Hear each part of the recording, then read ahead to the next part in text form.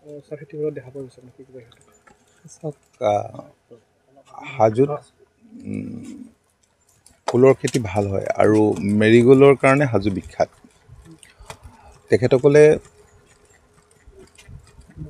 মাৰ্কেটখনৰ অভাৱ উপলব্ধি কৰা নাই, কিন্তু শুক্লেশ্বৰ আশে পাশে তেওঁলোকে ইয়াৰ পৰা গৈ ফুল বিক্ৰী কৰে, এটা ঘৰৰ তাত অভাৱ অনুভৱ কৰিছে।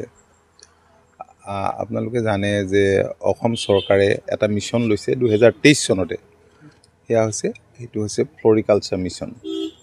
কাৰণ অসমত বিভিন্ন উৎসৱ পাৰ্বণৰ বাবে অসমলৈ প্ৰায় 1,35 কোটিমান টকাৰ ফুলেই আনিব লাগে, কিন্তু সেই অনুপাতে ইয়াত ফুলৰ উৎপাদন নহয়। প্ৰায় 15-20 কোটি টকাৰেই ফুলৰ উৎপাদন হয়, কিন্তু অসমৰ মানুহে পৰম্পৰাগতভাৱে নিজৰ ঘৰৰ বাৰীতেই ফুলৰ খেতি কৰে। এতিয়া ফ্লৰিকালচাৰ মিছন লোৱাৰ পাছত আমি ব্যাপকভাৱে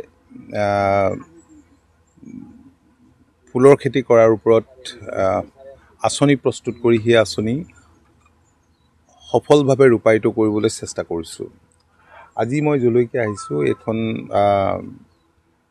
এখন ফুলৰ খেতি কৰা ফাৰ্ম। ইয়াত এন্থুৰিয়াম আৰু মেইনলি টিউবৰোজৰ তেওঁলোকে খেতি কৰিছে। প্ৰায় 1.5 বিঘা মাটিত কৰিছে। 8 বিঘামান মাটি খেতিয়কগৰাকী আছে। দুগৰাকী খেতিয়কে মই ইয়াত লগ পাইছোঁ। এগৰাকী হৈছে ৰামেশ্বৰ দাস, এইখন ৰামেশ্বৰ দাসৰ ফাৰ্ম, আৰু আন এজন ব্যক্তি জিতেন দাস, তেখেতৰ ফাৰ্মলৈকে যাম। তো আমি যিমান পাৰোঁ, তেওঁলোকে ডায়াৰৰ মেচিনৰ কথা কৈছে, এটা বজাৰ ঘৰৰ কথা কৈছে, যিবোৰ অসুবিধাৰ কথা কৈছে, আৰু এটা কোল্ড ৰুমৰ কথা কৈছে। কাৰণ এওঁলোকে বেছি সময় ফুলবিলাক ৰাখি থ'ব নোৱাৰে, ফুলবিলাক মৰহি যায়, যাৰ কাৰণে কেলকাতাৰ ব্যৱসায়ীয়ে সেই ব্যৱসায়টো দখল কৰাৰ সুবিধা পাইছে।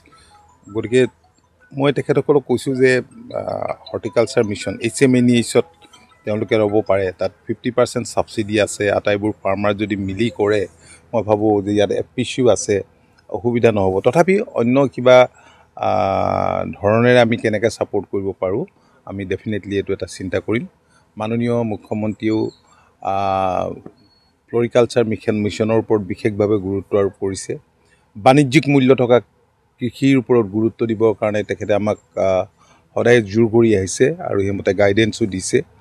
আমি সমস্যাত পৰোঁ। ধৰক আজি ইয়াতে আহি গম পাইছোঁ যে এই অঞ্চলটো বানপানী অধ্যুষিত অঞ্চল।